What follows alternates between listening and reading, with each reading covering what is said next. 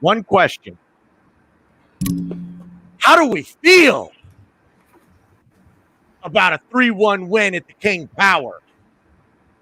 In the words of Matthew Slater, oh, yeah. I thought that was Flavor Flav that said that. Slater from the New England Patriots, baby. Come on. How do we feel?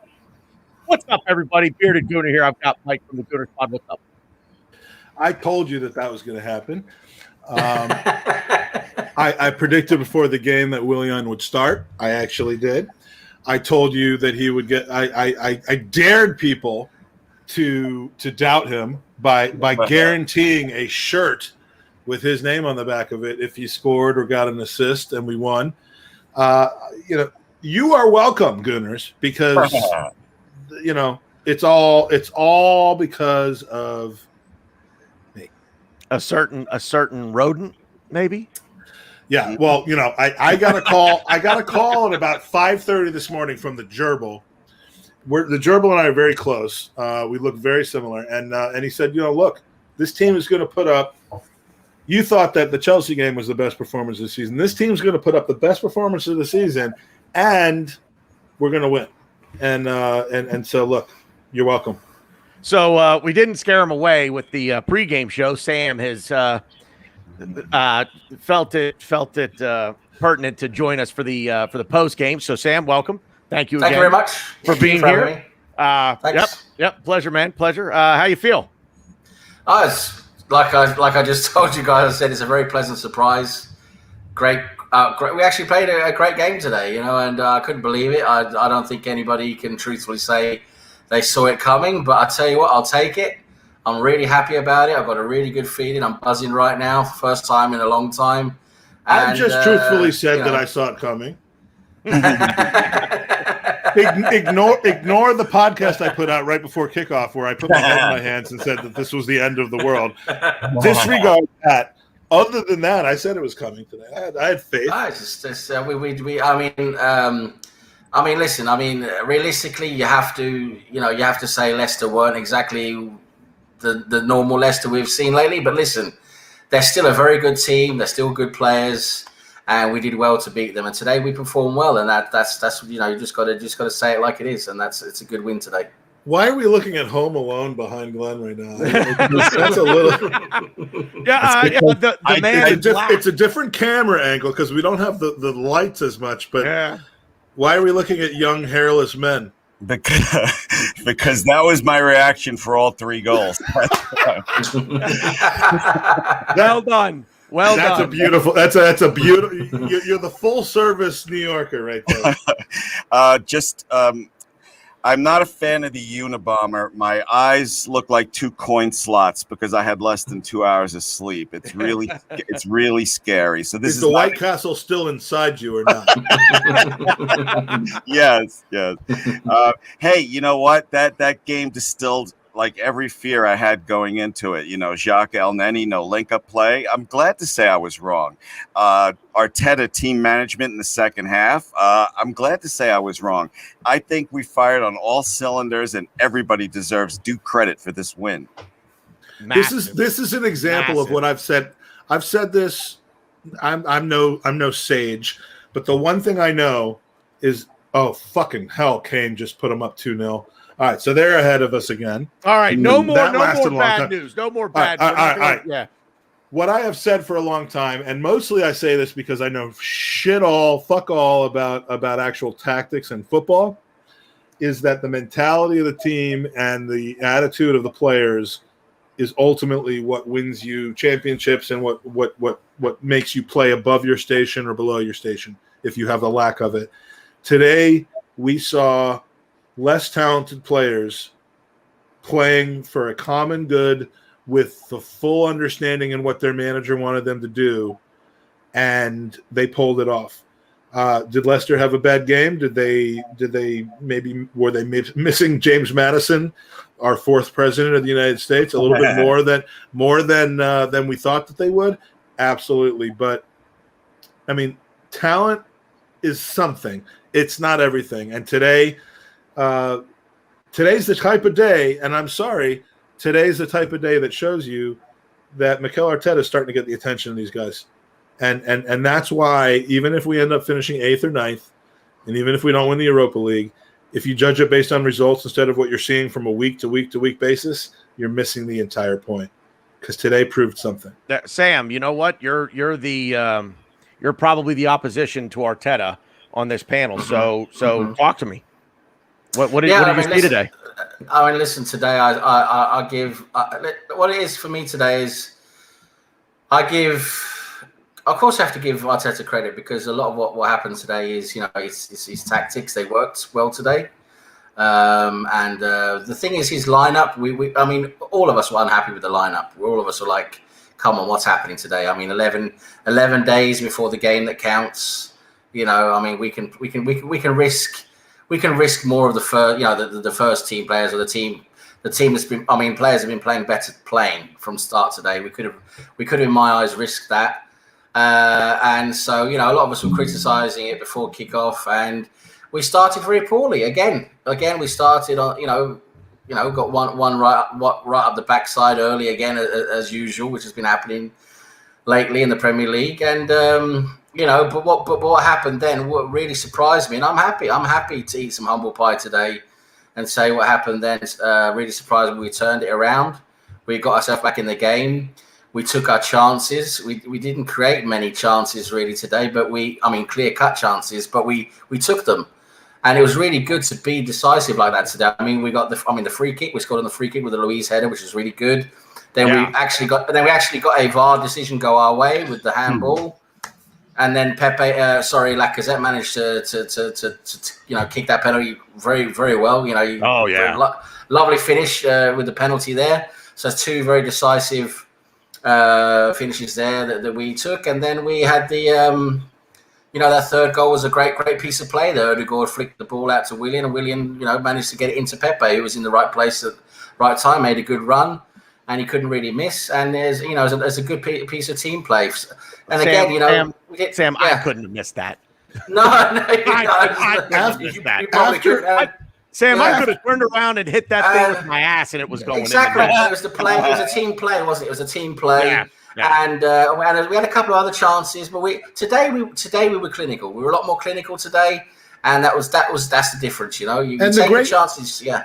The great part about it is after we conceded the early goal, we dominated the possession. I was in a Zoom with all of my mates from over in England watching the game because for once my feed was ahead of theirs. I can't do it normally. Wow, how did you do that? They were all streaming BT Sports, and we have it on NBC. So I was about 20 to 30 seconds ahead of them. So I stayed on with them the whole game. And Mike, let me ask a question real quick. Were you watching through cable or were you streaming it? I was watching through FiOS, I was watching on I was streaming television. It, so I was behind. Yeah. Now that said, Charles Watts did spoil the Luiz goal for me because he's got all these tweets like in the chamber, and as soon as it happens in front of his eyes, so that one was spoiled for me. But anyway, that wasn't the point. The point was after we conceded the first goal, we were dominating from there, and the thought process was, well, that's what Leicester wants. They can now sit back and absorb the pressure and hit us on the counter. And I was like, you know what? That's right. So I'm not going to get excited about this possession. I'm not going to. But then the chances we were creating were very unusual considering the players that we had. And we could have had 2 penalties. It was close. I think that first one was the right call. As much as I hate how long it took to get it. Probably so. And it's a lot easier to be okay with it now than it would have been if we hadn't gotten the result. But like it wasn't just them sitting back. It was us dominating play. And it became pretty clear by the last 5 minutes of the first half that this was not just a strategy of theirs. We had them on the back foot. Yeah. And credit to our setup for making that happen. I mean, I got nothing negative to say. Glenn, do we have enough? Go ahead, Glenn. Go I'm ahead. sorry, BG. I just want to circle back. I just want to circle back to real quick to Mike's extreme optimism. I want to see continued improvement, and I want to see some more wins before I'm as excited as Mike is. Yes. So why not? I mean, like if you gotta find the downside to today, then I'm then, not then finding you're the a cunt. downside. I'm saying that not you. Okay. Not you. I'm not saying you. I'm just like if you're an Arsenal supporter today and you've got to like rationalize the win, then I'm sorry, you're not someone I want to talk to. But as long as you realize I'm not right, this was a fantastic win. I'm reacting to you. Not to Arsenal. And I'm not talking about you. I love you, mate. No, same here. Okay. So Glenn, is there enough humble pie for us all? Because pregame show, man, we were. I mean, what did you say? 1-1?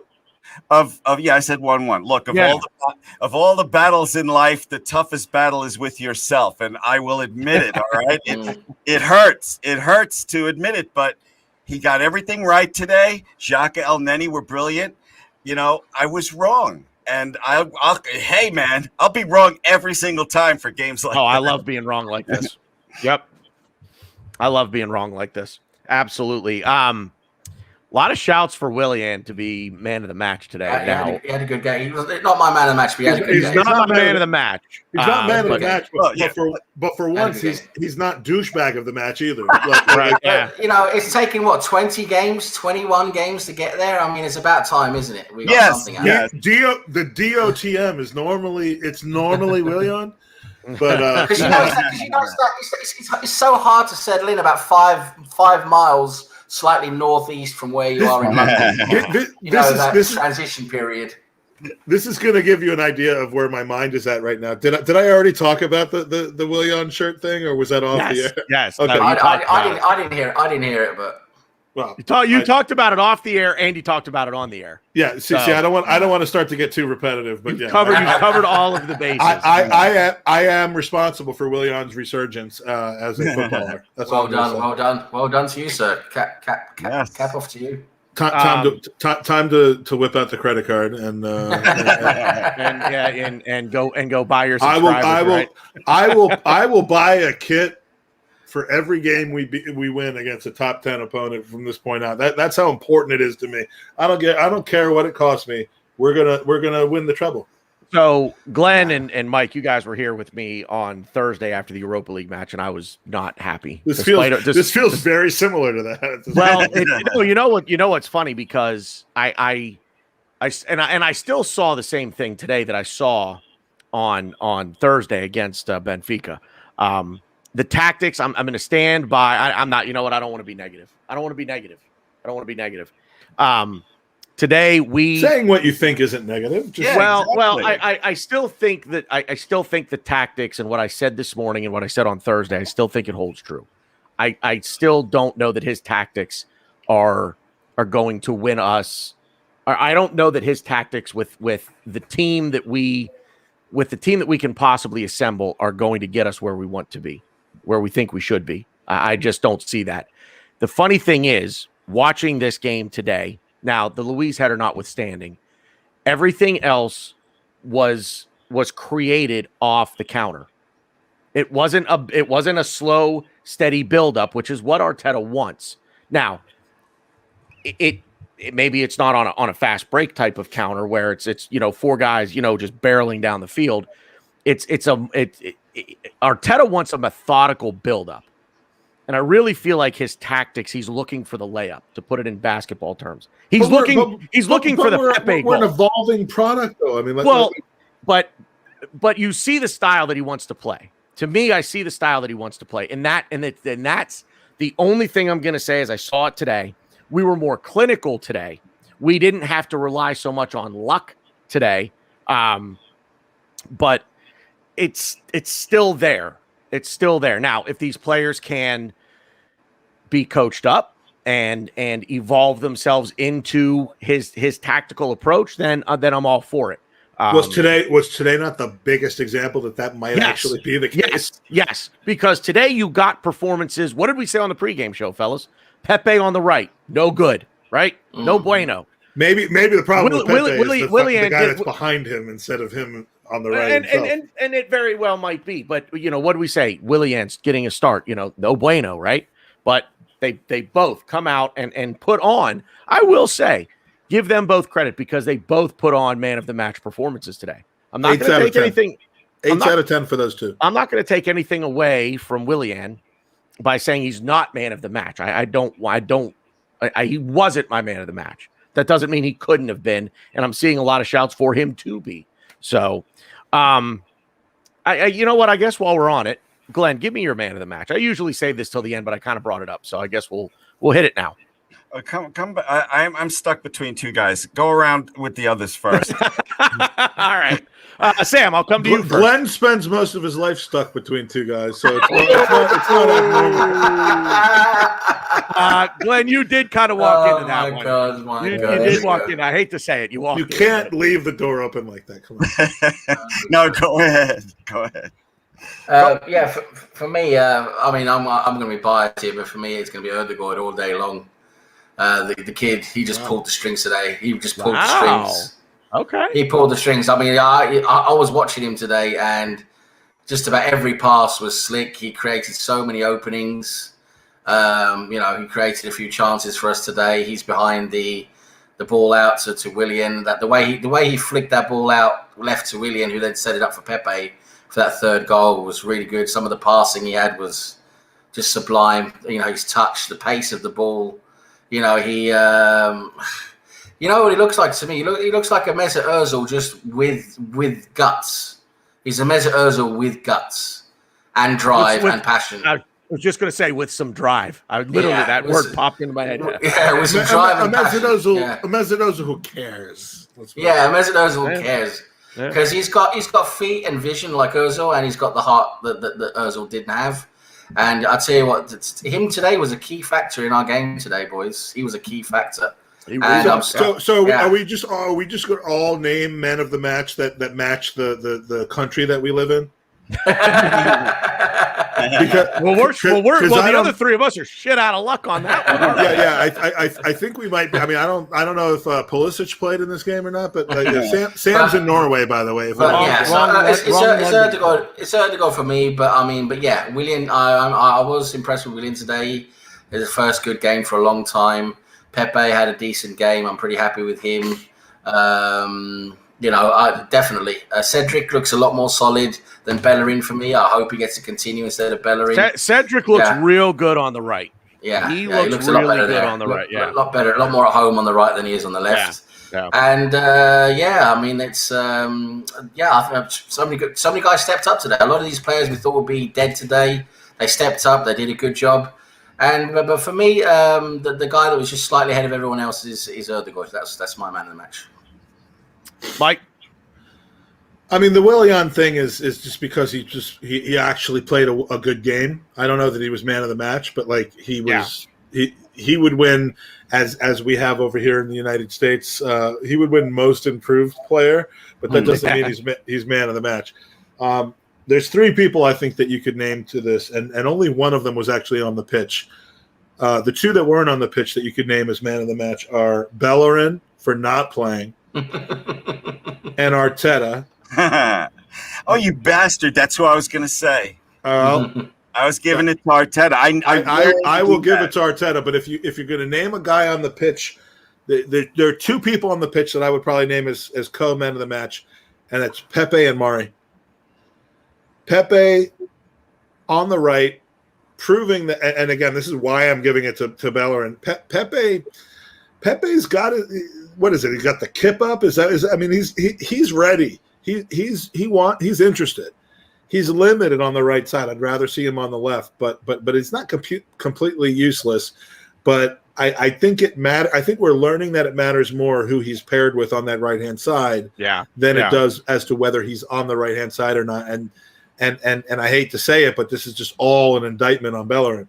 And we could have that separate conversation. But Pepe was phenomenal today. Yeah. Worked his way into what could have been a penalty early on in the game due to his hard work. It just happened to be slightly outside the box as it was judged. And Pablo Mari is he is a guy that's done absolutely nothing wrong since he's come into this squad. Nor has no, you know what? I take that back. Holding's done a couple of things very wrong, but otherwise been pretty solid. Pablo Mari's been like mistake free. And I love seeing him in the game. I wasn't necessarily I kind of thought Mari Holding was one shift. Again, talking about like hockey lines. Pablo Mari and Holding were one, and Gabriel and Luis are the other. It was weird to see them kind of mix today, especially with two left-footed center backs, but it worked. Oh no, they weren't two. It was that. It was Luis. It was David Luis is right-footed. Oh yeah, you're right. I'm thinking Mari and you're thinking Mari and Gabriel. Yeah. No, you're absolutely right. So you know what? I'm an idiot. and it's now 3-0 Spurs. So let me just add that bad news. Turn it off. Mari got a lot of the blame for the. I was reading. Mari got a lot of blame for the first goal today against us. That was a team f up. That was a team f up. I mean, Xhaka first for losing, and then jogging. That nice jog he had to try and get back. Well, he's not catching Tielemans regardless. I put that on Xhaka actually, and Leno probably should have done better on it. But Gabriel has got some work to do to unseat Mari from his position. That's all I have to say. And I want that. I want that. Gabriel is the future of our club. Is good. I want to see them together. I want to see Gabriel and Mari together. I want to see how that works. That'd be nice. I'd like to see that. I want to see Christy Turlington and a couple and someone else together. But you can't always get what you want. Unless it's against the post-game football commandments, I want to give it to Arteta. If not, if I have to do a player on the pitch, I agree with Mike. You want to give it to Arteta? Give it to Arteta. That's fine. If I have to do a player on the pitch, Pepe. But I've been so harsh with Arteta the last couple of months, and he got everything right today. He did a brilliant job. My question during the game was, and Glenn, I'll ask you this because I'm like hoarding in on your space right now, which I do. Arteta can escape the blame. Like, to me, Arteta escaped the blame for what nearly was a loss against Benfica because of individual errors from Ceballos. So on the flip side, my devil's advocate is like if he kind of flails at the thing and then Willian just plays out of his mind and Mari plays out of his mind and Pepe plays out of his mind, like do we credit him with that? Like, is it fair on both sides?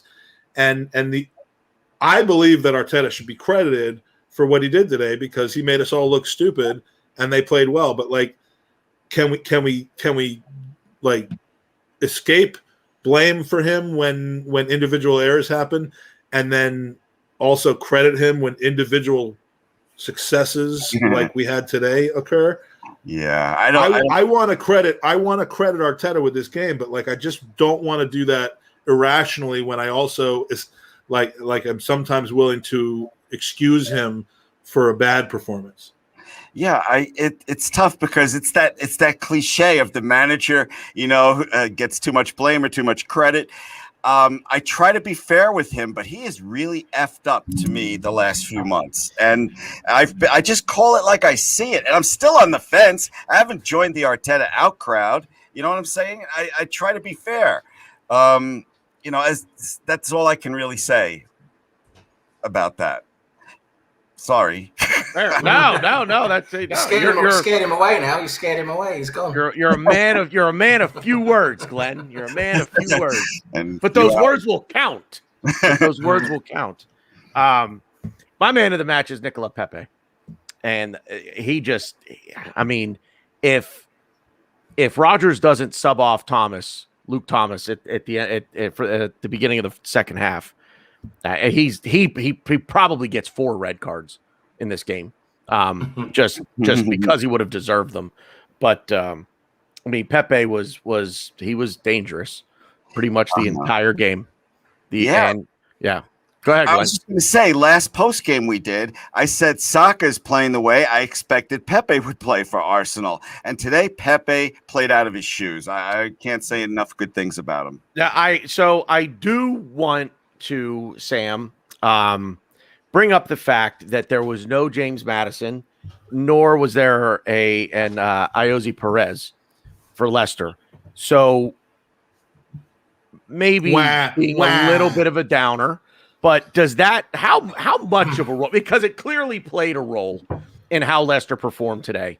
But how much of a factor was that in the way that Leicester played today? Because Leicester, to me, did not look like a team that was fighting to go second in the table today.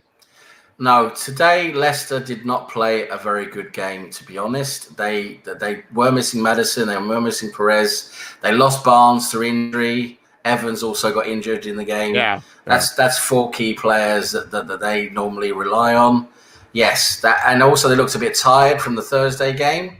Again, you got to give Arteta credit because then our more fresh players today who played well, they were more fresh, and I thought it was clearly visible. Our players had more in the tank and more in their legs than they did, probably because they just recently played and lost to Slavia Prague, in the Europa League. So they're not, they're a bit off of form, and that all contributes to this. But at the end of the day, so many times we've played teams who are out of form, missing key players, and we don't perform and we lose or we shit the bed. And today we're playing a good, even with those, couple of players who didn't start the game, they're still a very good Leicester team. You see where they are in the league. They've been performing really well this season. And to go there and win the game 3-1 is still a very, very good achievement. Yeah, you've got to give it where it's due. Yeah, you can talk all about their friggin' injuries, but we started Xhaka and El Neni, and we handed them a goal. We handed them a goal in the beginning. That's the shocking part. That's the shocking part. The way we turned it around. That's what really impressed me today. The way we started like we normally do, giving them a goal and just not coming out the gates and just like we're not even bothered. And to turn it around like we did. Yeah, who gets credit for that? For turning it around? Who gets credit for that ability to turn that game around? There's only one answer. Well, of course, Arteta tactically has probably made some adjustments. Not tactically, psychologically. But also the players picked themselves up as well. The players picked themselves up as well. I'm going to disagree slightly there because this isn't a matter. This isn't a matter of, hey, you know what, guys? Whoa, timeout. Hey, ref, I need a timeout. I got to talk to my fellas. Come here, guys. I need to talk to you. Wow. You don't get that. Everybody get into wow. it. Right. You don't want to see me any closer. No, I do think Arteta made some adjustments from the sideline, to because he does make some adjustments from the sideline, but I'm most impressed by the players picking themselves up. That's what I'm with Sam on that one. I'm with Sam on that one. Lacazette was the captain today, and I think there's something there. I think Lacazette has more captain traits than Aubameyang does. I'll say that. Sure. But I don't want to take away credit from Arteta, but you don't get a timeout. They score the goal, you get the ball up to midfield, and you kick off, and off you go again. You don't get a chance to go talk to your coach and regroup. You think he's that disconnected from the response, though? I don't think he is. I think he's got everything to do with the response, and not just in the moment. I'm thinking in the moment. I'm thinking more in the moment. I'm thinking in the preparation. I'm thinking in the way that he schools. I'll buy into that. Look, I'll buy into that.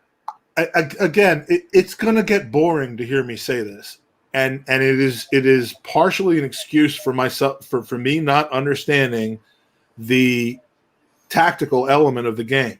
All I can focus on is the psychological element of the game, and I see it. I've seen a team for the last 4 or 5 years that is psychologically weak. Yeah, and yes, you can point to a number of things in the way that's a good point, because that's one of the things that I will say that Arteta has had a drastic effect on is the overall mentality of this team, because a year ago, that's 80% of football. Does anyone here think that a year ago that happens and we come back and win this game? No. And that's 80% of football to me. There's no way to explain, other than good luck with health, why Leicester won the league in 2016. There's no way to explain why And we didn't buy a striker. I'm sorry. We can explain Leicester winning. Giroud not scoring for 2 months. Yeah. No, you can't, because Leicester lost 3 games. 2 of them were to us. 1 was to Liverpool. If you lose 3 games in the Premier League season, you're not gonna. It doesn't matter what we do. I don't buy that at all. I'm sorry to interrupt you. Go on. No. I love you, man. Look, the mentality of the team. People want to talk about results, and clearly, if you finish 12th and you don't win shit, then your mentality as a team probably sucks. But if you can come back from situations that are adverse, if you start to show a little bit of hardening mentally, a little bit of a desire to compete that wasn't there before, if you stop rolling over every time something unlucky happens, or if you stop having 5 people holding their arms up like Mustafi used to do constantly every time we got beat on defense, looking for the referee to bail you out. Those things matter, and of course that's what I'm seeing change in this team. But that they do matter. But then if you're gonna make that argument, then I have to be able to counter with that, saying, well, what about the rest of the season? Where was the mentality the rest of the season? Would you rather see? Today we started the same way we've started the rest of the season by what Lone Star was saying there. Every game we just start like 50%, like we're not bothered. Sam, you'd be completely entitled to say that, but I would argue. And then you're talking about the setup and the management and everything. I would argue that we're seeing some increasing resiliency in that area. Where was that early in the season? It was completely missing early in the season. Then we moved some fucking pieces of our locker room out that were probably having more of an impact on our squad than we realized, even though they weren't playing. And we've started to see less and less of it. It is an evolving situation that is much more global than the 11 people on the pitch. And to me, God damn it, I'm going to use the word process. There's something to that. And it's why I'm not ready to just judge purely on results, purely on all the things that have gone wrong. If I see today was a sign of improvement, a massive sign of improvement in so many different ways, and we may go out against Burnley next weekend and lose. Yeah. Glenn, go ahead. But that doesn't mean that we haven't improved. That's the point, Mike. We're not. Some of us are not going to be all rainbows and unicorn farts about this win. We want to see some more of this. We want to see more. I want to see more of it too. So now, but you're at a level that's higher of optimism than some others of us, and you're not going to get us there until we see that result on the pitch. For me, that's fair. For me, it's about if you got to be balanced here, and that's to say, I mean, to give Arteta credit for today is fine. I'm all for it. At the same time, you have to give him the criticism of what's been going on before. And I asked the question about whether he deserves credit. I wasn't. I mean, and again, because I've been having I've been drinking since 4:30 in the morning. I don't know whether I asked it here or in the Zoom beforehand, but I'm like, can you say that Arteta isn't responsible for the Benfica troubles that we had we not won that game, and yet credit him for today? I don't want to be hypocritical, so I'm asking that question. But well, as long as we're balanced, as long as we're prepared to say, yes, give Arteta credit for today, what happened today, but then at the same time, we have to give him criticism for everything that's gone before today. Absolutely. You have to be balanced, and I'm okay with that. You should be balanced, which is why I'm questioning whether Arteta deserves the credit. That's fine. And for me, I'm still not convinced with Arteta, even though I'm very pleased with today.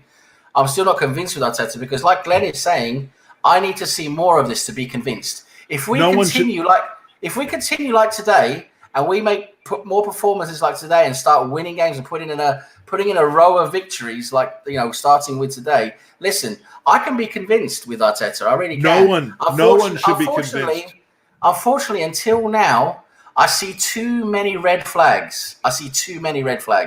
No one should be convinced about Arteta yet. No one.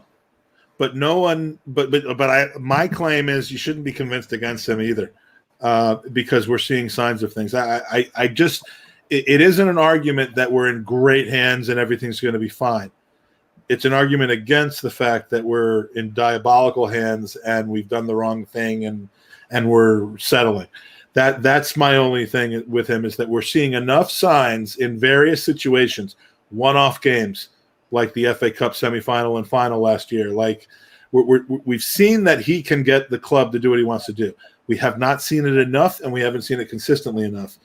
But there's time for that. He took a huge gamble today. Arteta took a huge gamble today. He did, and he won that shit. And it worked. It worked because today we definitely saw the benefit of having fresher players against Leicester, who had more worn-out players than we did from midweek, and that was a great way of going. Now we're looking back. He put his reputation at stake today, and it's really good. And the players also, not just fresher legs, but the players stepped up and actually performed, which really surprised everyone as well. William got a performance. Pepe got a performance. Even Xhaka and El Neni together performed well today. A lot of things happened today that were sort of out of character. And yes, it's great that it happened. And I want that to continue. Of course, I want the best for Arsenal Football Club. But we need to see consistency. We need to see this. It has to happen more than just once every blue moon. And also, what really interests me now is with this decision today of resting these players today, what happens on Saturday against Burnley? Because Burnley is Put the up game. D'Souza's question. Put up Matt D'Souza's question. That's the game just before the all-important game against Olympiacos. What do we do on Saturday? Do we continue to rest the same players, or do we put the so-called first team in again, and then they will be tired for midweek? This is why today is I'm a bit weird about today. What we did today. Yeah, I'm very weird about today. Go ahead, Glenn. No, I was just going to say that was a brilliant exchange of differing views there. Kudos to both of you. And Mike, you don't have to apologize about drinking. We just assume you're drunk. So yeah, pretty much. Not drunk. Drinking and drunk is not the same thing. That said, I got to go get another bottle of. Of course you do. I'm sorry, DP. Go ahead. No. You're fine. So, Mike, you wanted me to bring this up. You said if we lose to Burnley, it doesn't mean we've not improved. How do we get that consistency? Yeah, first of all, I love Matt. He's the first to tell us when he's going to another podcast and leaving our podcast to go to a different podcast. If we lose to Burnley, and I admit that I mean, although they're losing 3-0 right now, if we lose to Burnley, it depends how we lose to them. I mean, it depends what we're doing. It depends on what happens. I mean, like again, if we go out and shit the bed and show absolutely no attacking nous and desire, and we lose 2-0 to them, it will erase a lot of what's happened today. But I mean, I don't see that happening. And therein lies the problem, because what's happened this year. We do that though. We've done it all year. We've done it all year where we go out.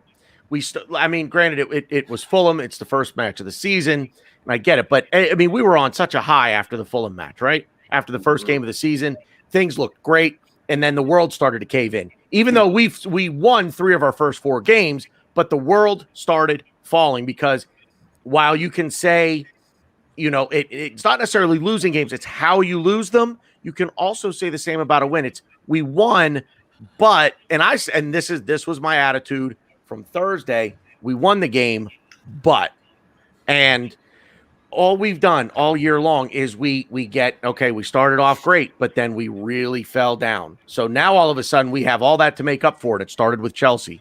It started with the Chelsea match, and we go on the run, the unbeaten run. But then all of a sudden we I don't even remember, it was United. It was the draw against United, and then the shit show with the refs against Wolves. But then all of a sudden we just started coming back down again.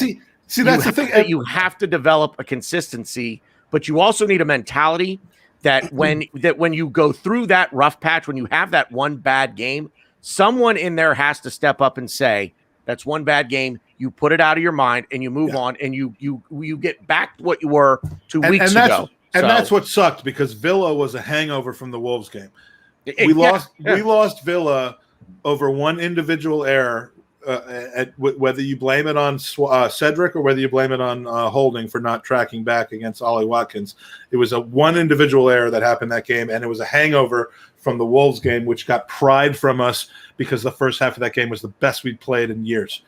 And yeah, it's all unlucky shit. But like, this is a season that emphasizes the rule that you cannot necessarily just look at results. Like some people would say that you could just go to sleep in August and wake up in May, and based on our place in the table and our performance in tournaments, they could tell you whether the manager's right, whether the players are right or not. And that's bullshit. Yeah. It matters. It matters what happens. Like to say that. Some people are like results are all that matters. I said at the beginning of the season, I got in a discussion with somebody on Twitter today. I said at the beginning of the season that if we didn't finish 6th and if we didn't win a trophy, that Arteta's not good enough. Okay, so if that's your stance, then what you're saying is that if throughout the season we have 7 ACLs and have to play Craig Eastman, in midfield, and bring in Justin Hoyt to play center back, that you're gonna fuck you. I love him, by the way, and I have no doubt that he's actually leaving to go to Highbury Squad. But I love him.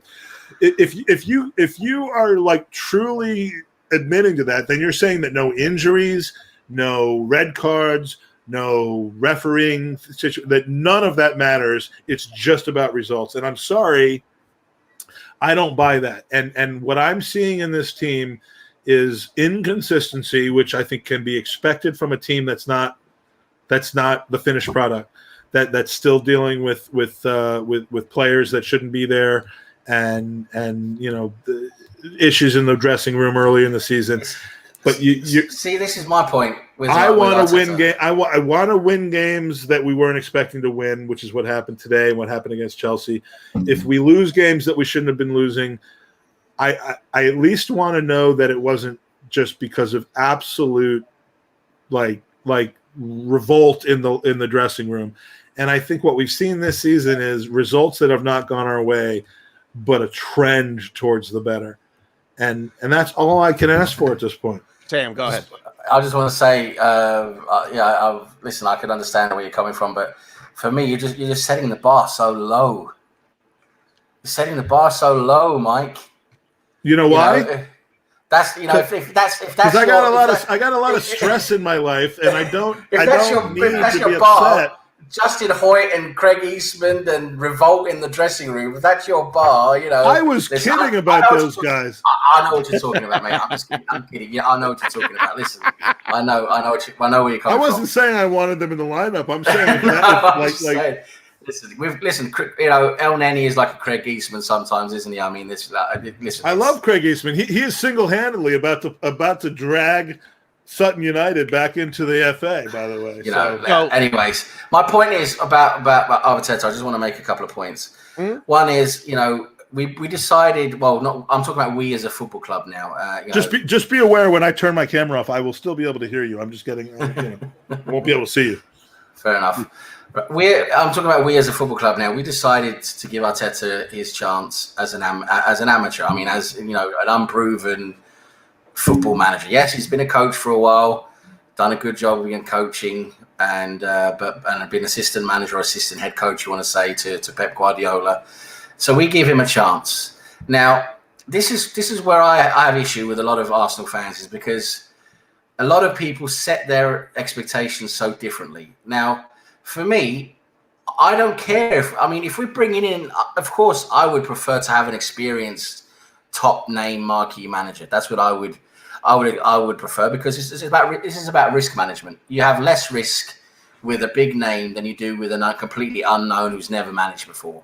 That's a huge risk for me. You've got so much risk in this appointment. When it comes to risk management, you're off the charts. So we can't really expect anything differently than what's been happening. Anyway, another thing is, that's why I'd want a top name manager to reduce the risk. But anyway, what I'm thinking is, I see so many Arsenal fans now at this stage. Now we've had Arteta for a year or just over a year. We're saying, well, we're expecting this. And all of a sudden, our expectations are so low. We've changed our expectations because we have this manager, when in my eyes, you can't change your expectations based on the manager. Our expectations are based on the club, the stature of the club. We should have expected at least Europa League football, at least for this season. At least, and to go far in a cup competition, or even get to a final. I would say get to the final of the Europa League is an expectation. Get to a final of the FA Cup is an expectation for this season. Because you have to, as Arsenal Football Club, where we are in the world of football, our stature, where we have to set those expectations high. Now, because we've had Arteta for a year, we're like, we have to give the guy a chance. He's new. All of a sudden, we're setting expectations to him instead of the football club. And that, for me, is completely wrong. Yeah. If I have a car, Mike, hang on. Let me get Glenn in here real quick. Go ahead, Glenn. No, I just wanted to say that. I just want to say if I had a car, that's all I want to say. I'm with the Church of Sam there. I agree with everything he said. And Mike, if you shake it more than twice, you're playing with it. Okay, that's all I got to say. Wait, I thought it was 3 times. You mean to tell me I've been playing with it this whole time? I'm sorry. I shouldn't even went there. Move on. Yeah, go ahead, Mike. If I have a car that like is a great car, but this is going to be an awful analogy. It already is. Go ahead. Yeah, I've completely lost what I was going to say, but all right, never mind. If I have a car and the fucking engine is dented, and I'm expecting the engine to do a certain level because the engine, I mean, you've got to fix the engine before you can blame the car. I'll put it. You know what? I'll take your comparison. Please help. Bail me out of this, my friend. My grandfather years ago bought a brand new 1988. He bought it in 1988. It was brand new when he bought it. GMC pickup truck. Within the warranty period, he had three new motors put in that thing. But he bought it with the expectation that wouldn't happen. When it happened the first time, what had happened was. But to have it happen a second and a third time, I think, Mike, I get what you're trying to say. The expectation is there that what you have is going to perform. And I don't think I always trying to find an excuse for why we haven't done something like there have been plenty of experiences with Arsenal in the past where I've been ruthless and not tried to excuse it. By the same token, like there's a lot of hindsight of we should be at X. And because we're not at X, it's these people's fault. And it just, there's no context that's taken into it. December 25th, which some people know as being Christmas. I don't know anything about Christmas, obviously, but I was as negative as I could possibly be about Mikel Arteta and the future of this team. Yeah. And I love David. That's actually brilliant. David. You don't know David Ziegler, and with that comment, he's David. He's not David. David Ziegler is one of my best friends in the Arsenal universe, and he's absolutely right. He's rarely right, but he's right now. But December 25th, we were everything was wrong with us, and now I feel much better about the direction of our club. So we're talking about consistency, and that's what it's going to take to really get the fan base. Well, I don't know if this fan base will ever truly be united. I hate the word fan base. But I hate that word. We'll never be united. We're all so mental. No way. That's why I hate the word, because fan base is just like the fan base is done. So to get the supporters, the rational ones of us that exist, on the same page with one another, the toxically positive one. That's just a really long way of me saying what I just said. Consistency is going to be the key. So that in mind, let me give you some information. Our next match, and this is just league, is at Burnley. Then we come home for the Scum. That's one, at this point, I don't care what's happening right now. That's one we have to win. That's one that Arteta has to win. That is a bigger judge than six other league games in a row. And in between there, we have Benfica. Well, just the league. Not Benfica. I mean, we have Olympiacos. Yep. Right. But if we win the Olympiacos tie and rotate or not rotate and lose 3-0 against Spurs, there's going to be so much negativity around this club, and rightfully so, because we cannot lose that game. That's a statement game right there on March 11th. Here's go ahead, Glenn. Go ahead. Really quick, okay? I don't think we're. I told you should start a podcast called Really Quick. Well, I just tried to Really Quick with Glenn. No, that would be that's me and my wife. I was just gonna say. I know he's gonna take. I know he's got this one. I know. Really quick with Mrs. Glenn. Glenn.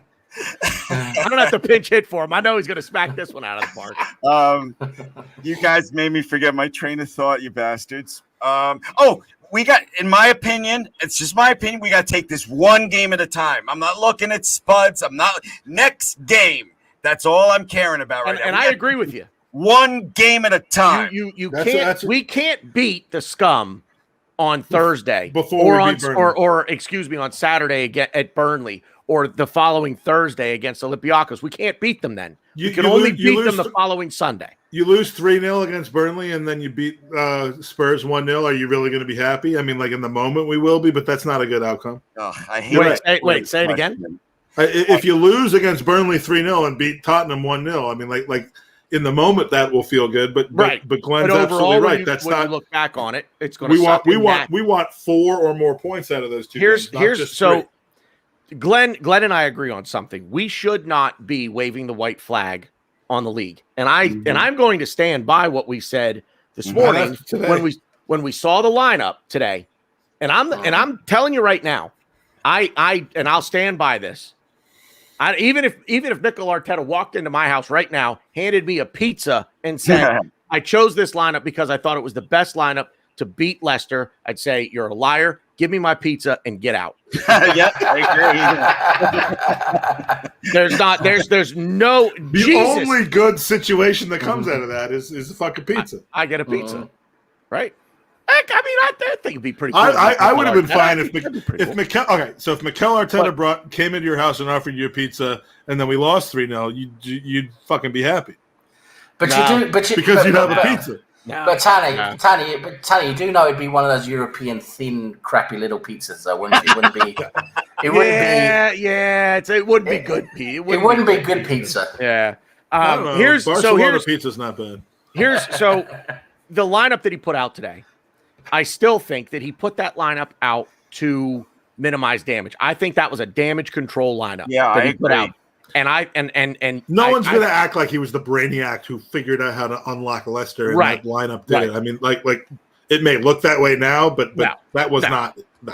So that being said, kind of back to my point here, at Burnley, I refuse to say their name on this channel.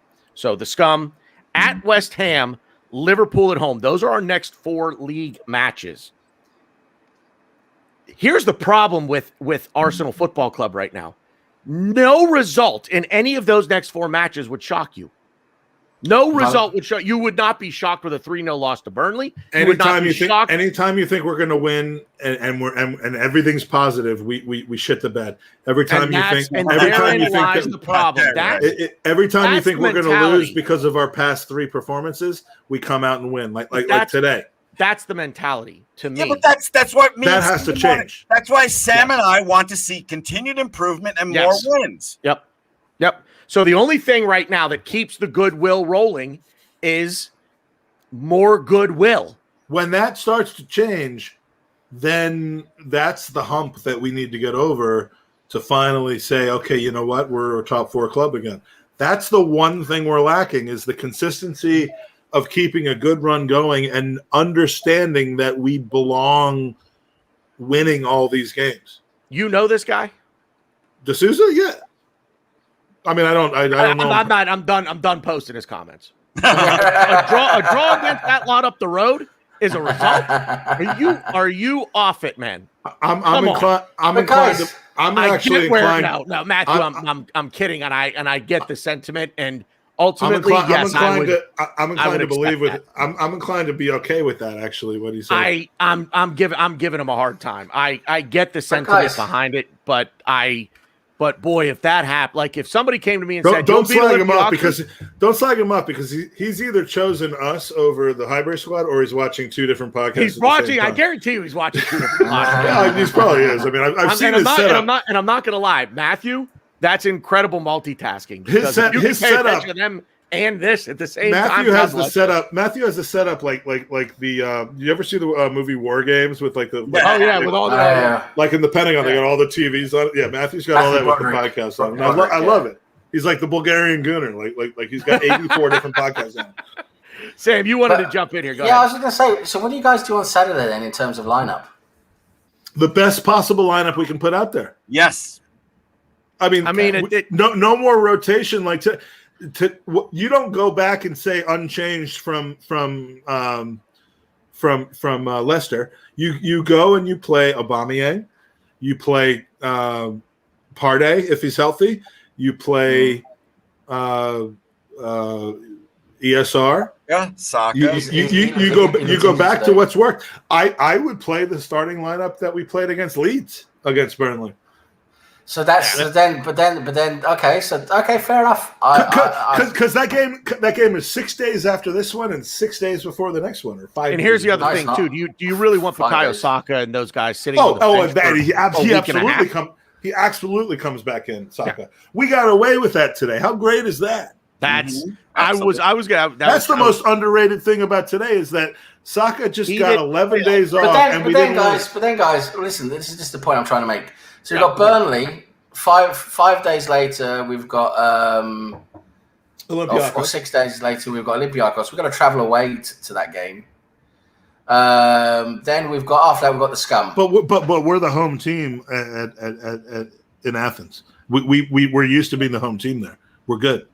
Yeah, but I'm just saying wherever we have to play, we're gonna have to go somewhere to play that game probably with UEFA regulations and everything. But anyway, so we're playing Burnley, then we've got Olympiacos, and then we've got the Scum. And I'm saying now we're not going to play this. You know, where are we going to rotate? Which of those 3 games are we going to rotate? Because they're all 3. They're 3 games. You know, we might rotate a little bit in the first leg against Olympiacos. But that's where all our eggs but are I don't know that we need to, because that game is 6 days after the Burnley game, which is 6 days after this game. So it's 5 days, isn't it? Because it's Thursday. Could we start our most optimal lineup against Burnley and Tottenham? Caveat to this. Sure. The Olympiacos tie in the middle there, 5 subs. Right. Yep. 5 subs. And this is the saving grace that we and something else that I thought of today. Watch and look, am I glad that James Maddison and Iosi Perez didn't play today through injury? The asshole in me says yeah. But I've injured myself severely twice, and it fucking sucks. I injured myself when I found out that Maddison wasn't playing today. Yeah, that's how bad it was. But that being said, at the end of the day, I'm one of those, you always want to play the best. You always want the team you're playing. You always want their best players in, because that's just that's the competitor in me. I always want their worst players. But Harvey Barnes goes off, and I hate him. Tielemans came up lame there in the second half, and Johnny Evans goes off, and Evans goes. Yep.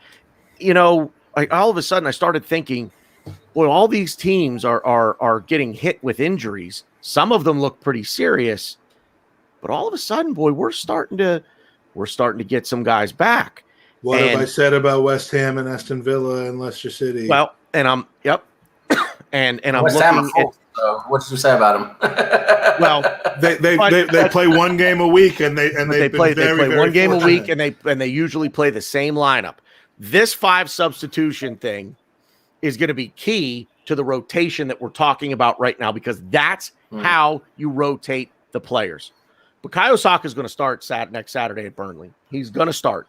Absolutely. Yeah. As he should. Thomas Partey will probably start at this point, I would think, if he gets a full week of training in with no hiccups, he's going to start. Now, we can talk about the other players, but, those are 2 pretty important players to us. Come Thursday against Olympiacos, you go out, you put your foot on their throat early, and that's where you start the rotation. Forget Burnley, because there's 5 more games before it's the Spurs. It's the Olympiacos, Olympiacos, back to back that you have. Now we've got 14 days. We've got 14 days between the. Well, so there's 3 games. There's the 2 Europa League games and Spurs, all within 8. No, we haven't got the second leg of the Europa League is 14 days later on the 25th. Yeah. Yeah. No, it's not. Yes, It's we on get the yes. 18th. There's another. We go Olympiacos. The following Thursday, there's no game, and then the quarterfinals start. I know, but I'm saying from the 11th to the 8th, the 11th and 14th and the 18th is Olympiacos, Spurs, Olympiacos. That's 3 games in 8 days. Yeah. And I'm saying in those 3 games, that's 270 minutes. Soccer can play 230 of those.